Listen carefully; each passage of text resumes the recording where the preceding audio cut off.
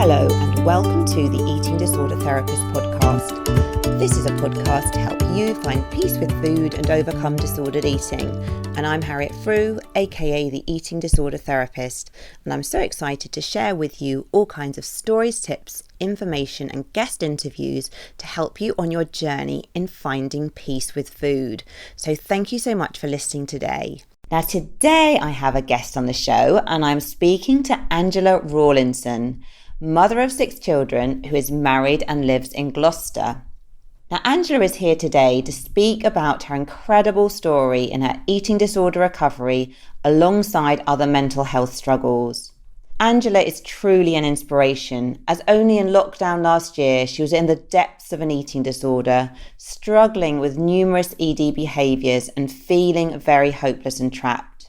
Just over a year later, Angela is in a very different place, having worked on the underlying trauma, overhauling her lifestyle and relationship significantly, and investing wholeheartedly in the eating disorder recovery journey. And she has 6 children. You might know Angela from Instagram, who's at surviving_6_. Angela is also a mental health blogger and is clearly a passionate advocate for spreading messages about eating disorder awareness and support. And I believe that she will be shortly starting counselling training in the autumn, which is very exciting. I'm really looking forward to this conversation and hearing about Angela's journey so far. I know it's going to be an inspirational one. Let's get to the interview. Hi there, Angela. Thank you so much for coming on the podcast today. Thank you for having me. So, Angela, would you introduce yourself, please, to the listeners? Yeah, so I'm Angela. I'm mum of 6. I'm actually in recovery for an eating disorder. I say in recovery because I will forever be on this process. I see it as a forever journey. I have done a lot of work around it, and especially this year, I have overcome a lot of my struggles with it. Okay, no, lovely. Well, thank you, Angela, so much for agreeing to come on today, because I know that it wasn't so long ago that you were in a very dark place and really struggling. So I really appreciate you coming on today, almost kind of so fresh out of some of those darkest places. Yeah. Okay. So, Angela, would you just sort of tell us a little bit about your story, sort of going back a bit about sort of eating and also sort of other struggles with mental well-being? Yeah, so from the age of 14, that is when my eating disorder behaviours actually started. I was struggling to process in my head childhood trauma that I'd faced when I was 9. It didn't initially affect my childhood trauma, the abuse that I'd suffered, because I didn't know any different. I thought everyone went through what I went through. I didn't see it as an issue until I hit my teen years and I started to have my own friends, going out more. And I realised that actually I was different in that aspect. So I would control my situation mainly by food. I would binge purge a lot of the time. There was some restriction, but mainly it was binge purging. I wanted to control everything. I didn't have much control over my feelings. I didn't have control over my situation. And I didn't have the tools then to learn how to do that. I'd go out as a teenager and I'd be using my body in ways that I shouldn't be. So then I got this disassociation with my body, and I started to not like it very much. I didn't like anything about it. So I would use it and I would abuse it. And the eating disorder would help me do that. It was a form of self-harm via my food that I ate. I also had issues with self-harm growing up. Mm-hmm. I was under services as a teenager, but that didn't help. I didn't really get much help from that. I didn't really enter services until I was 17. And then by the time I got the counselling offered me, I hit 18 and I was thrown out of there.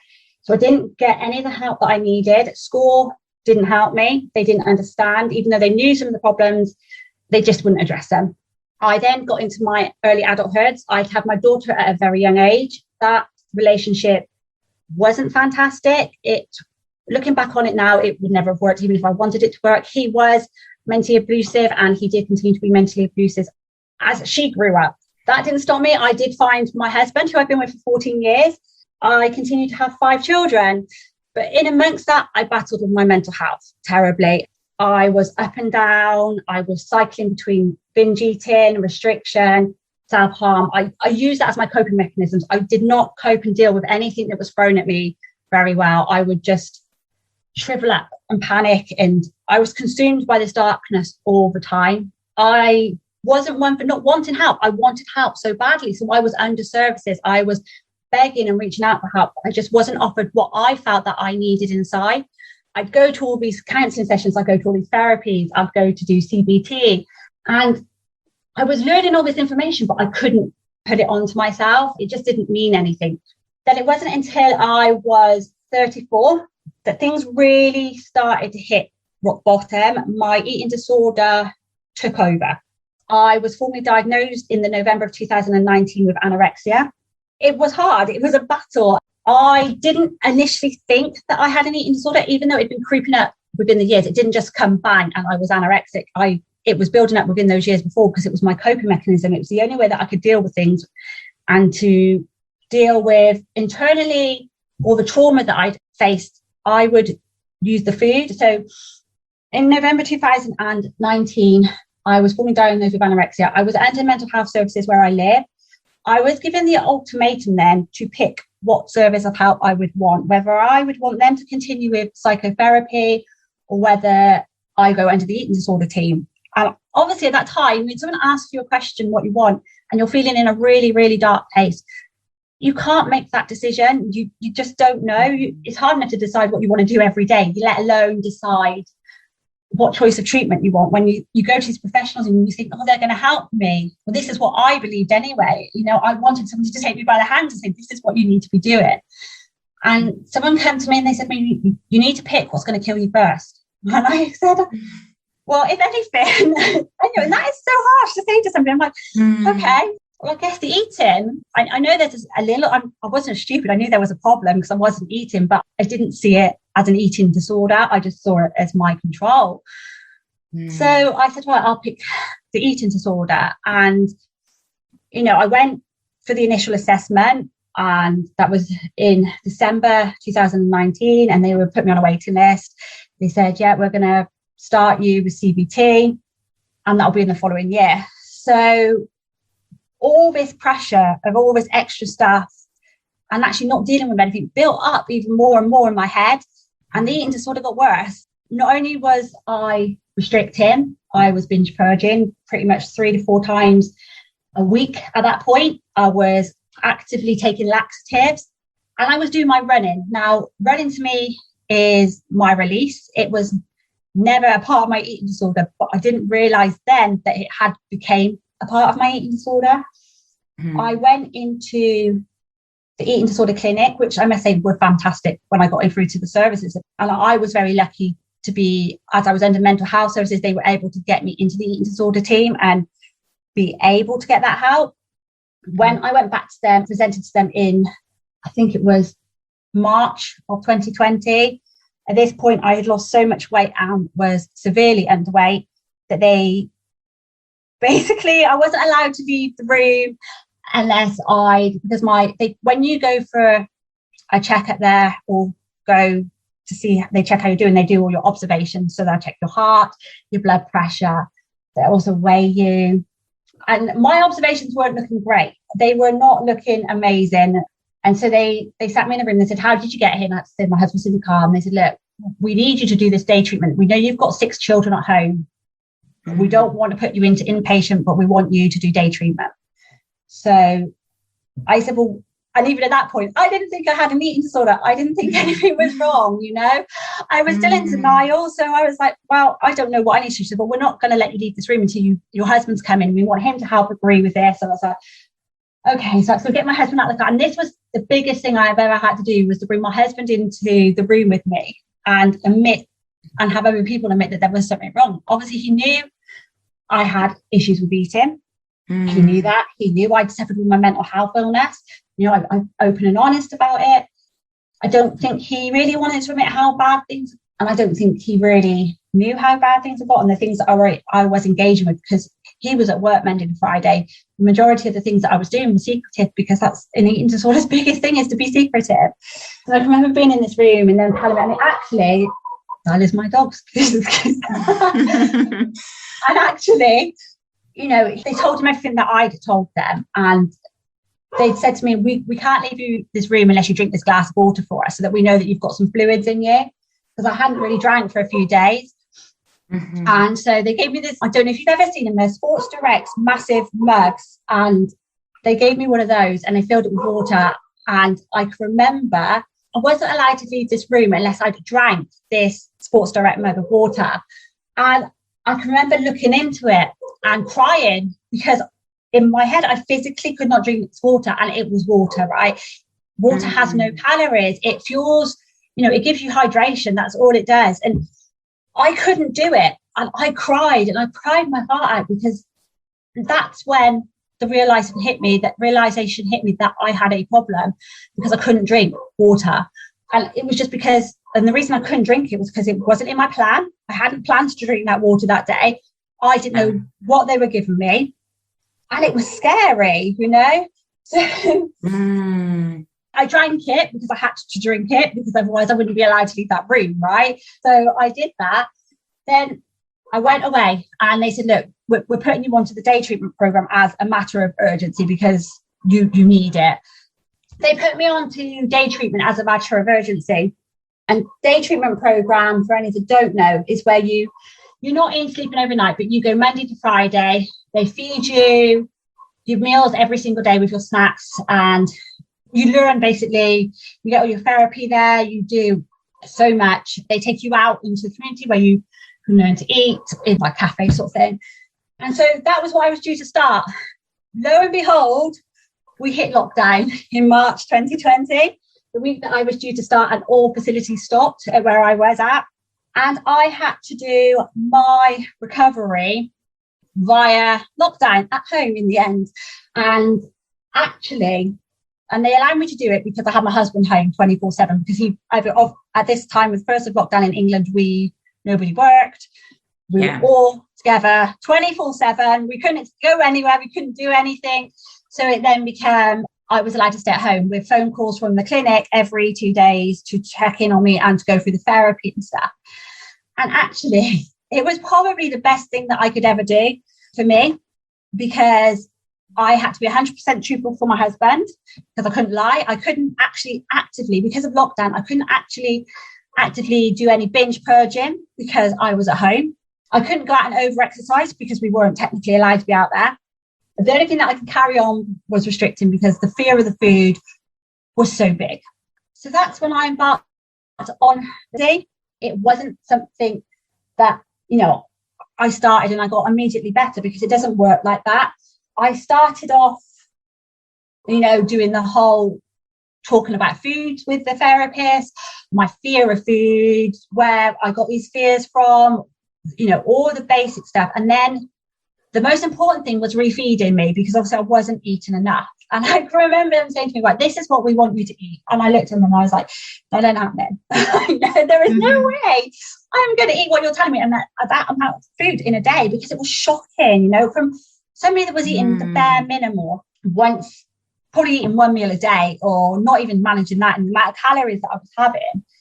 They then wanted me to have breakfast, snack, lunch, snack, tea, snack, and the amount of calories in that. And I was so scared. And I remember saying to my husband, I can't do this. There's no way that I can do this. You want to get better. I said, I know I do. But, and he trying to explain to him the fear that I had around food was so big. And he was just like, he didn't get it because he's like, just eat it. I said, I can't just eat it. And I'd sit there with this food in front of me and I would cry. And I would cry my heart out because I couldn't eat a bowl of cereal or a piece of toast because bread was not in my safe list. One of the most important things I did was write down my fear foods, and you had to write them in a red, amber, and green list. And I wrote them all out. And the amount of safe foods I had was minimal. And I mean, it was so small. And it's really funny because it doesn't necessarily mean that those safe foods were healthy foods. All my safe foods were little Haribo sweets or jelly babies because that's what I would fuel my body on. It was just the foods that I'd created these fears around. And that fear was genuine, it was gut wrenching. It was in your belly fear that you put a bowl of cereal in front of me and I would cry my eyes out, especially if it had whole milk in it. That just, that was scary. So, what I was doing was I was listening to the therapist and I was trying. And one thing that lockdown did do to me, and it did it allowed me to be a bit more secretive. So I would engage in this therapy and I wouldn't be 100% truthful. I'd have to fill in my food diaries and send them off to them. And they'd be like, you sure that's what you're eating? And then I had to go in for weigh-ins still. I was still allowed to go in for weigh-ins. And they were like, it's not adding up, you know. For me, thinking me, it's like, yeah, no, this is absolutely fine. And I realized that I wasn't being truthful to themselves. At this point, I was going through therapy. I was learning so much. And don't get me wrong, I'm a learner. So I will learn all this information you give me. I will store it in my brain. And I could go and tell 100 people. If I ever had to turn it on myself, it was the hardest thing that I could ever do. I could not turn it on myself. So I was doing all this work and it just wasn't meaning anything. And it got to the point one day, and I was gaining weight because I was doing so much work. Like I was eating. There were certain foods that were creeping back in. Some days I was engaging a lot more than what I was. But what I was searching for, I wasn't finding, and I think what I wanted was I had so many questions in my inside that I wanted the answer to that I was not going to get from anybody by myself. But I hadn't learned this yet. And I was just searching and searching. So I then, into the middle of last year, I was suffering quite badly. I was on an extreme, I won't say numbers, but an extreme amount of laxatives. I was taking 10-mile walks a day. I wasn't as restricted as much because I was at home with my husband and I was getting fed. So that was kind of getting better. But what happens is you hit one habit and then you form another if you're not quite ready there yet. And so that's what I was doing. And I can remember one day I'd gone out for a walk to go and get my laxatives, and I'd walked to the shop and I couldn't afford these laxatives. They're not cheap. I was spending £70 a week on laxatives. I didn't have that money. And I went to the shops again. This was a secret because my husband didn't know about it, and to buy these laxatives. And I walked home and I was coming home and I was like, I can't do this no more. Like, they don't know about the laxatives. My therapist doesn't know about the laxatives. My husband doesn't know. I'm heavily in debt now because I've been spending so much money on it. I don't know what to do. And I sat there and I'd taken some paracetamol with me and I had a choice. I wanted to either die there and then or go home and tell my husband exactly what happened. And I sat there for a good hour just contemplating life because I didn't know if I could actually carry on with recovery because it was so hard. And I chose to come home. And I came home to my husband and I explained everything. I sat and explained the whole laxatives. I explained that I was in debt. I explained that I was finding recovery extremely hard and it wasn't as easy as what I was finding it, as what it should have been. And so, from that stage onward, is when I really engaged in my recovery. It's when I really started to work on myself and actually listen to what they were saying and working my way through it. And so I'd obviously spoke to my therapist about the laxatives. They'd moved me back from another team back to like, they have an in-between team, which is like an emergency team in between before they send you back into inpatient or whether you have a therapy. So I was back into the middle team at this point because I wasn't progressing like I should be. And obviously I was high on laxatives, which was very concerning. Well, I started to engage and I'd got given another person to speak to in the eating disorder team. And she really changed my way of thinking. She made me stop everything. She gave me permission to stop. And that is what I needed because I felt like I had to do this. That's all I'd ever known. It was my only coping mechanisms. But she turned around to me and said, no, stop your exercise. I want you to delete all these apps on your phone that are not helping you. And she sat there and watched me delete all my apps. She told me to stop wearing my running watch. And she gave me permission. So I give you permission to not run. And I was like, oh, okay, well, no one's done that before. I just felt like I had to do it because it was what I've always done. And so I stopped everything. And I literally did stop all my habits then. And it wasn't hard because this is when the real work began because I'd stopped all my coping mechanisms, but I had to learn a new way to cope because those feelings and thoughts don't disappear. It's how you learn to deal with them. And obviously I'd always used food as that way to control, to block out how I hated myself. I still didn't like myself at this point. I still couldn't look at myself in the mirror and say, oh, you look beautiful, or I like the way you are, or I'm happy with the way I am. I still hated myself. And obviously what was happening as I was refeeding my body, I was gaining weight. My shape was changing because your body's refilling the water, food. It's a very natural thing to go through when you are refeeding. And I really didn't like myself with it still. And And what I did start to do, and it was something that someone brought up with me before, was to do some mirror work with affirmations. And I thought, I used to look at people and think, there is no way I can stand in front of that mirror and say nice words to myself, because that's not going to happen. And then and I started to, and it didn't work straight away because it's a practice. And the thing with affirmations, I find, is you have to feel them as well. So you have to feel them deep inside and believe in them. I had a big issue with feelings and addressing my feelings and how I named my feelings. So I had to go back to a way of child thinking. So I would spend time on my own when I was, say, feeling angry or sad or fearful. And I'd sit there and I'd label my feelings, and I'd label them with colours. So anger would be red, and fear would be black, and sadness would be blue, and even happiness and, joy. I had to label all my feelings.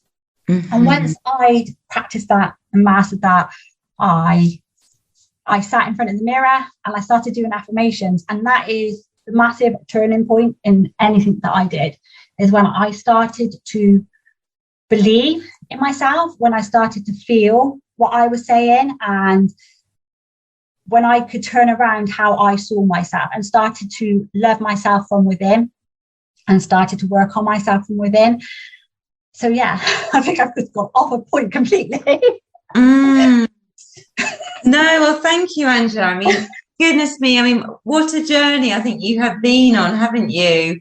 Just a little one.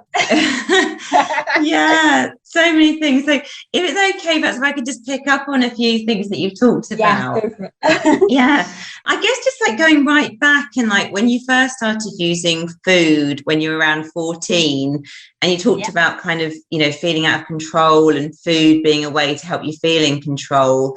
Was that kind of like a conscious thing, or were you just sort of really in it? Did it make any sense to you what you were doing? No, I didn't know what I was doing. It's only now in hindsight, and when I've done the work on the trauma and looking back, that I realised that was why I was doing it, and it clicked. For a long time, even into my adulthood, I couldn't work out why I was like that as a teenager. I didn't know why I did those things. I didn't know why I went out and put my body out there, or why I hurt myself so much. And it wasn't until I'd done all the work and was able to then look back and say, okay, that was just my coping mechanism. I can't beat myself up for those feelings or thoughts that I had at that time. I knew no different. And it was my way of, as a teenager, to control my situation at that time. So I wasn't aware. I was aware of what I was doing, but I didn't realise how damaging it was or why I was doing it. I just did it. It was just natural to do it to me. It was just the only way I knew how. It was, no one sat me down and said, this isn't right. I didn't really have, my parents were there growing up. They stayed together. So I had a nice household, but they weren't emotionally supportive. So they weren't people that I could go and speak to. They weren't helpful if it came to my mental health, anything like that. So I kind of did battle that on my own as a teenager. Yeah, no, sure. It sounds like you were just surviving, weren't you? Yeah. Yeah, you just knew things weren't right and that you were kind of a bit lost, but you didn't really probably have the words or the understanding, did you? Really makes a lot of sense. And you said, obviously, like, I don't want to have to talk about the depths of this, but in terms of, like, you just said that actually when you did address the kind of trauma and the deeper stuff, that was just so important, was it, as a stepping stone in your recovery? Whereas when you'd been doing more the sort of symptom work, you just felt you weren't kind of getting anywhere? Yeah, so I'm a firm believer that everything has a root cause, and, we have these symptoms on top that will mask what is really hidden behind. Now, what one person sees as trauma can be completely different to somebody else, and that is perfectly okay. The way we process things in our head growing up are different to everybody else. So my trauma was abuse. And until I worked on that, and until I'd learned in my heart to forgive that situation, I don't forgive the person, but I'm able to talk about it. I'm able to say, well, that's happened. I cannot change that from happening. I can't do anything about that. But what I can do is learn from that and move on and see why I did the things that I've done. And I was just able to process it, and I processed it. I did a lot of work of writing letters to the person, a lot of forgiveness around it as well. And that was the main thing, is when I was able to let go, I was able to let go and say, okay, that's what's happened. This is now, and live in the present. Yeah, no, I think as well, and just so helpful to hear that really as well, because I think it's obviously a really scary part for many people, isn't it? Having to sort of perhaps face sometimes that deeper stuff. But obviously, if we just try and avoid it or bury it or put it away in a box, it doesn't ever really go away, does it? No, and that's what I did for years without realising. I boxed it all up, and I locked the key away, and I was too scared to open that box back up. And what happens is when you do lock away something like that, it builds up. The little things add to it. And what you don't realise is you're building that box up, and eventually that box is going to explode. It's not going to stay concealed with the stuff that you keep adding to it. But that's what I did. I piled and piled and piled and piled on top, ignored everything that was in the path, and just tried to brush it into the carpet as such. And it wasn't until I started breaking away at that and chipping away at that box that I realised I got this new sense of freedom, because I was like, wow, that lightness inside is going because I'm not carrying it so much anymore. Sure. I mean, it's so helpful to hear that, because I think as well, it is difficult work, isn't it? But actually coming through that, it does bring freedom and healing. And I believe as well really can enable you to have a really full sort of flourishing recovery, rather than perhaps being a bit stuck in that kind of quasi recovery place. Yeah. And that's what I was like for very many years, because I wanted some help and I wanted to stop feeling the way that I felt. But I wasn't being completely honest. I wasn't opening up fully. And that was what was always holding me back. I remember saying to therapists, like, I do so much work and then I hit a brick wall and I can't climb this brick wall. And I don't know, for the love of me, how to get through this brick wall or break it down. And it wasn't until that I started working on the inner side and the childhood stuff that I started taking those bricks out that wall, and I was able to get through it. And yeah, it definitely moved my recovery onto a journey. Sure. And there's probably something as well, do you think, with that about the timing and being ready for it, or having some support around you that's helpful, that maybe can sort of just help facilitate that process? Timing is a massive one. You have to do it when you want to do it, and you have to be fully invested. It's not easy work doing any kind of work on yourself, especially recovery. You can take so many steps back and move so many steps forward. It's a constant battle, and you have to be prepared for that. So timing was definitely one. The want and the need to do it, and the willingness to do all the work was another thing, and being prepared. So that really, really helped. Yeah, no, thank you for sharing that. And it's really interesting just hearing about your sort of experience of, obviously, like being sort of filtered into the eating disorder service, not in the warmest, most helpful way at the beginning. And then obviously being offered day patient treatment, which then didn't go ahead because of COVID. Yeah. And what I think is really interesting as well is, I think still so many places in the country, very sadly, don't offer that day patient option. And, sometimes it's either literally like an hour of therapy a week with a bit of extra input, maybe from dietetics, or it's like inpatient. And I think obviously outside of COVID times as well, the option of day patient can be really, really valuable, can't it? It's maybe a bit more of a kind of halfway house kind of thing. And the thing for me, I actually, when they offered it to me, I was like, no, because I didn't want any treatment or whatever. But actually, when I come home and thought about it, before we knew we were going to get shut down in lockdown, I was like, okay, this is okay. And the more I looked into it, and even I looked into it after, because I was offered it again with the laxatives to do, but it wasn't so much the same because of COVID. They had to change a lot of it. So in the end, I turned around and said, no, look, I'm going to try a second time on my own. But the availability of it and the actual program, especially where I am, that they provide, it's really, really good. Well, it looks good on paper. And for somebody like me that has a family and has 6 children, who is older and was battling an eating disorder at an older age and doing it then, that, it was quite beneficial to have something available like that instead of having to go into hospital. And you getting that bit more intense treatment from, like you said, a weekly check-in call or something like that. Yeah, no, sure. And it sounds like, although that exact program didn't go ahead because of COVID, there were some really positive aspects for you of being able to do the treatment at home, almost with perhaps quite regular check-ins. And it sounds like that your husband's support was just really such a valuable part of that whole process as well. Yeah, I couldn't have done it if I didn't have my husband here and if he wasn't supportive, because I would have just carried on.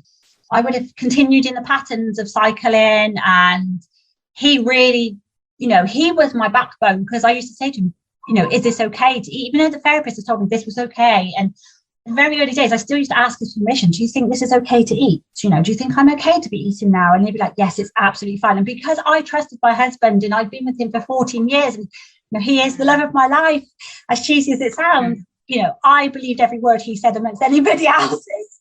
So yeah, he was so helpful. Yeah, that's wonderful to hear, isn't it? And I think just so helpful as well, you sharing about that kind of permission thing, because of, it sounds like understandably you needed probably just quite a lot of reassurance and just, permission to be able to eat, or permission to stop some of the behaviours as well.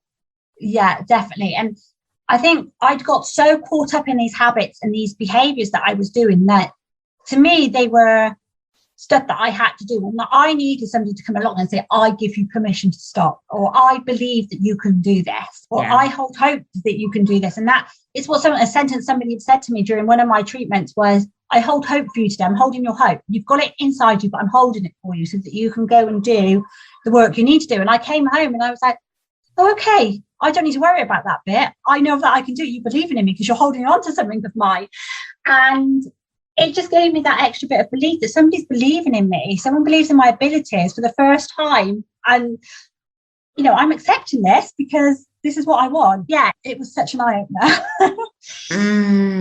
Yeah, no, it's so wonderful, isn't it? And I think I'm such a firm believer as well. I just know my own recovery, really holding on to hope and having that belief that recovery is possible and having support that it's possible, just so valuable. Yeah, it's a real game changer. It is. So what was it like for you as well, Angela? Because I guess, obviously, I think you made a very brave decision that you kind of almost hit that absolute rock bottom where you just thought, right, okay, I'm going to stop things. I'm being really open. And, you really hit that wall, didn't you? But it really helped you to pivot. What was it like then in those early days when suddenly all those coping behaviours had been stripped away? And honestly, it was horrible. It was the most scariest time of my life because I'd never lived without coping mechanisms. I'd never lived without them. I had learned how to deal with some of them. But when I finally turned around and said, right, I'm not exercising it. And that was the last thing that I'd held on to. And I turned around and said, I'm not exercising. I can remember crying and thinking, this is really odd. I don't know what I should be doing now. And that's when I started to form healthy habits. And my healthy habits were to include journaling. Now, I absolutely love to write. I've always wrote in journals growing up, but they were quite negative. So this time I turned them around. And so when I got rid of everything, I formed these healthy habits. So I started, like I said, journaling. I did a lot of affirmation work. I made a habit to be grateful for something every single day. So I would do daily gratification. Now, that's something I could never see before. And I literally, if someone ever said to me, what do you feel grateful for? And I'd be like, oh, I don't know. I haven't got a clue. And, it doesn't have to be anything major. Like some days, I'm just grateful to be able to walk out in the sun and feel the heat on my shoulders, or to see the colours of the trees or the colours of the flowers. Now, if I was a tiny back in the day, I didn't see no colours. I used to walk out in the street and everything was just felt so black and white, but so on top of me that now when I walk out, I look at the colours and I can see the colours of the trees, the grass, I can hear the birds singing. I am so much more mindful of my situation. So what I did is when I was getting rid of those bad habits and I finally got rid of it all, is I made a really, really conscious choice to create new ones that were going to be super healthy for me. And that was the pinnacle moment of my recovery. Thank you for sharing that. So Angela, as well, did you sort of actually have kind of almost like a kind of a structure for the day of how you sort of use those tools did you? So morning routine. I created a morning routine. I'd heard about it and I made a conscious effort to get up every morning and to have a morning routine that was to myself to start off with. So in the first thing in the morning, I get up and I will journal. I will write in my book about what I'm grateful for. I will just write about my feelings. Oh, so conscious every day that I write about how I'm feeling that day, or how I felt the day before, or write about something that is going to happen for me.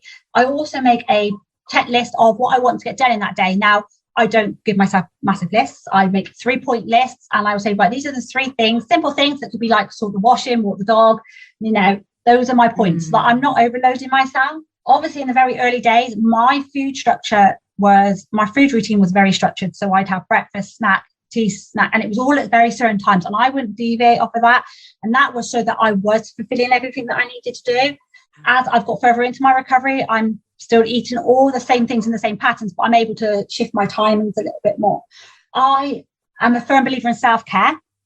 So I would make sure, and I still do, make sure that I have an hour at least a day, which is very hard when you've got 6 children, but I do make sure I have an hour at least each day working on myself, on what I want to work on, or just being kind to myself, depending on how I'm feeling that day. Because you don't have, even if you're in recovery and you are better, you don't have, every day is not perfect. You still have days where you feel, it's hard, and you have to deal with that. So you have to learn how to use your inner toolbox and start to, pull yourself out of it. So some days I'll take a bath. Some days it's just lighting my favorite candle, sitting down with a book. Some days it'll be painting my nails. Some days it's going out for a run. And some days it's going for a walk. Some days it's baking cakes. It depends on what I want to do and how I feel. But it's for me and it's for nobody else. This is my time, and it's how I look after myself. So that is my structure. Now, in the very beginning, I was even now, actually, I still do daily affirmations as well. I'm a big believer in daily affirmations, where I will sit in front of the mirror and I will say, I've got a whole list of book of affirmations that I've got anyway, that I've stored over time. I say daily, and then I have 3 that I'll pick out and say to myself in the mirror every single morning, just to confirm to myself every day. Yeah. And it sounds like the affirmations part and the mirror work, that's been something that's been very helpful in your recovery.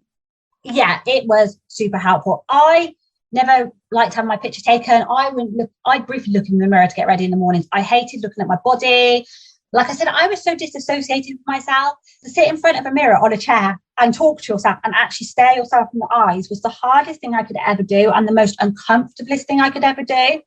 Last time got on, I'd look in front of it and I'd actually start to like who I was, and I started to like my body, and every single part of it.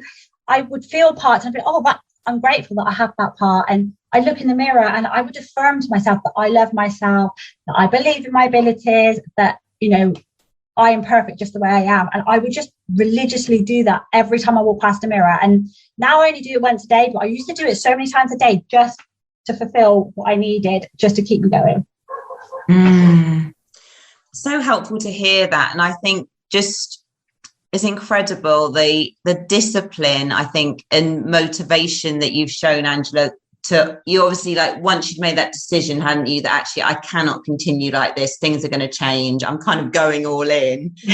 You really have committed to it. And of course I completely hear there's up days and down days, and it's still a bit of a roller coaster, but just I think it's really helpful as well for the listeners to hear that it's something that it's work, isn't it? You kind of have to make a decision, and then you kind of have to commit to that, to practicing the tools, and you have to kind of do a lot of repetition, because of the old way, the old thinking is quite entrenched, and you're sort of changing all. Go on. It is, and sorry. And some days I still have the old eating disorder thoughts will creep in, but I know that I can switch them around, And one thing I will say to people, this is ongoing work. It's not going to stop tomorrow. It's not going to stop the next day. You have to be committed to it now for forever. That's how I see it anyway. And you switch it up for different seasons in your life. So you'll switch it up at different times that you're coming through to make it more acceptable and more adaptable. I do all these things on a daily basis for me, and it keeps me going, and it keeps me just confirmed to myself. Yeah, sure. Well, I can really see that it's almost like you've sort of turned your life upside down, haven't you, in a really constructive way. And Angela, how do you deal with, if you do have a bit of a difficult day, where those ED thoughts come back a bit stronger? What's your kind of number one go-to coping strategy, or does it vary a bit depending on, I guess, it will vary, and it can vary. So say if I get those intrusive thoughts that come into your head, which will come in all the time, that you're not worthy or you shouldn't be doing this, I've now learned a very important skill in my head where I can switch it around in my head. It will be like, no, I don't believe in those thoughts. I'm not going to feed those thoughts. So then I'll say, no, that's not true. And I'll try and carry on and ignore them. But that's something that I've learned over time. It's not something that's going to come naturally to everybody. But what I do is I do a lot of self-care. So I will look after myself like I would my child. I would give myself so much self-love, so much care to know that actually, things are going to be all right. I am fully aware now that if I do have a bad day or a bad moment, it's just a fleeting moment. It's not going to last forever. And that I know that I can overcome this and that it's going to be okay. I love to run. So even though I stopped all my exercise, I was able to bring running back when I set myself some boundaries. So I had to set myself some very firm boundaries around, I could only run if I'd eaten all my meals. I could only run certain distances. I wasn't allowed to over increase it. And I have to be super, super mindful for what I am doing. But it's always been something that I've enjoyed. So if I'm not feeling 100% great, I do get out and run, because when I run, which used to be for calories, which used to be for how far I could go and how much I could push it, I now run really mindfully. So when I go out to run, I run for me. I run and I look at the trees. I run to listen to my music or listen to a podcast, or, I am so mindful of my situation when I'm out running, and I just generally enjoy it. And that really does take the edge off a lot of things. Thank you for sharing that. So Angela, thank you so much for coming on the podcast and for sharing your journey, because I think it really is one that's so inspiring and gives so much hope. I really do appreciate it. Oh, thank you for having me. Angela, one last thing as well, actually. Where can people find you if they would like to connect after listening? Yeah, so you can find me on my Instagram page, which is at surviving_6_. Okay, lovely. And I'm sure people will be getting in touch, because I think, you just shared so many sort of tips and so much inspiration. And you've actually, I feel like you're not long out of the trenches. So you've got that real empathy and understanding as well, which I think is just really so helpful for people to hear. Oh, thank you. Okay. Thanks so much. Bye. Thank you. Bye. So I hope you enjoyed this conversation just as much as I did, and do go and check out all of Angela's details in the show notes. If you're not following me already, do seek me out on Instagram at The Eating Disorder Therapist. And for further support with your relationship with food, do visit my website at theeatingdisordertherapist.co.uk. If you enjoyed this podcast, I'd be really grateful if you would subscribe, rate and review, as it helps it reach so many more listeners.